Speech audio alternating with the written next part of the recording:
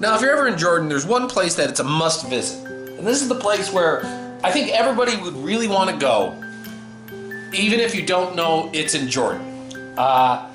It was made famous because it was the resting site of the Holy Grail in Indiana Jones and the Last Crusade. The one with Sean Connery.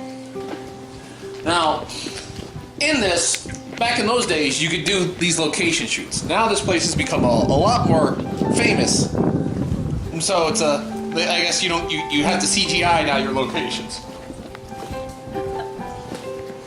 But where it's located, it's actually located in a valley, in kind of a canyon. It's an ancient city, which was abandoned, I want to say 800 AD or something.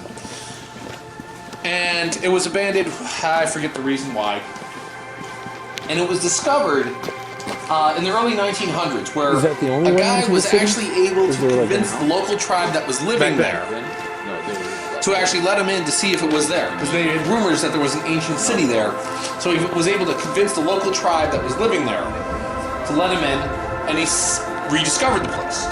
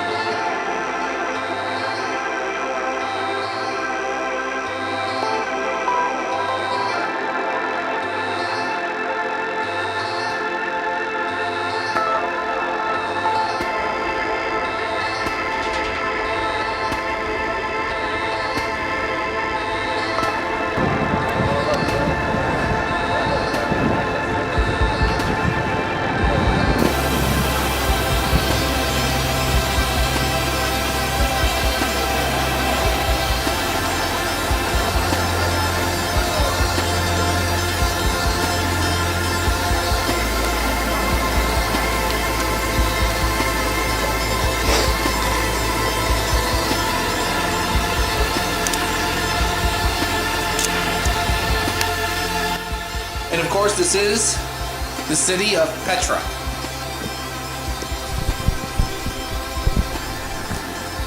Now, as you walk through the long canyon into Petra, you get the sight of that coming out of there. That's the old treasury building. It was the site, because this was actually on a long road that was headed further in. So it was a trading outpost, and it was actually a very wealthy trading outpost.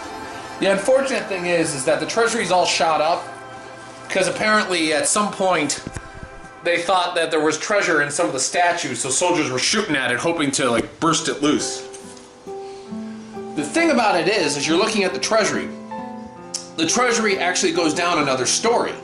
It's just filled in with dirt over the years. It's supposed to have this big walkway up, and it does have that big walkway up. They just haven't had time to excavate it. In fact, they say 80% of the city is still under sand.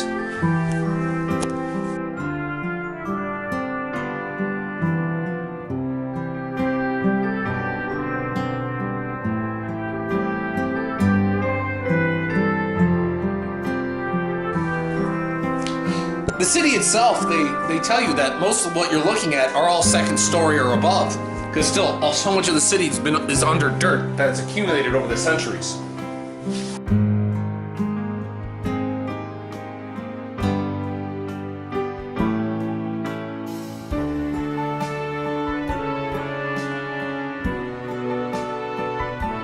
The one thing is when you walk along, in order to get the city open for tourism, they had to move the tribe out.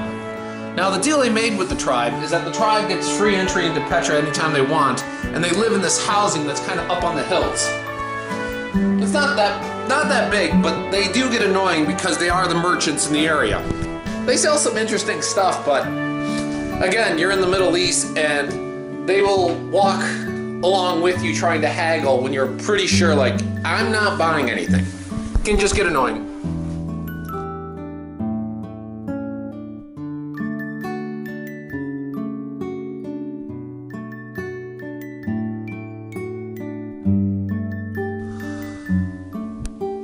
But one thing when you're going is if you got the time, there is the temple of Petra. It's up on the kind of this hill. And if you've got the 45 minutes to walk up it, it is well worth it because you can get there and get a spectacular view of the surrounding areas, which I did. Now, as for knowing the ins and outs of Petra and all the things about it, there were signs and whatnot which kind of taught you, and even like guides who will talk to you about it. But I don't remember a whole lot of them, and I'm sure all that can be looked online. It's a gorgeous overview and well worth it to go all the way up to the top and to just look out and see everything. And obviously coming down is a lot easier than going up. And if you want, there are actually people who will have donkeys, who you can sit on a donkey and the donkey will walk up for you.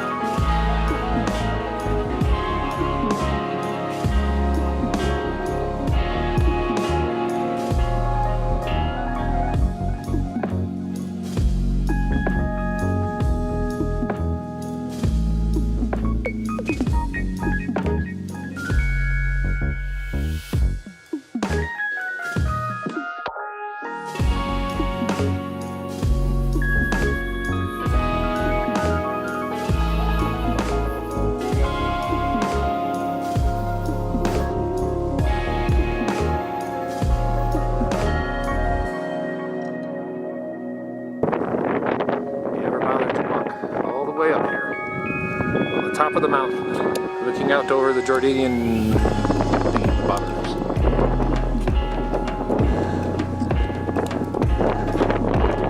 To the monastery.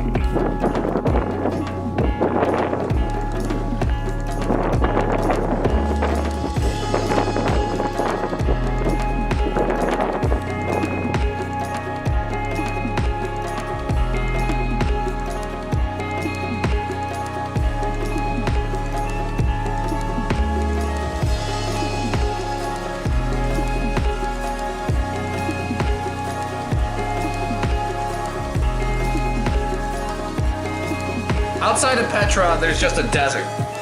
And so these are just pictures of the desert. The last thing of Jordan, but head back to Israel after this. It's spectacular, it was fun, it was great worth it, and Petra's a must-see if you got the time, and of course if you're in the area.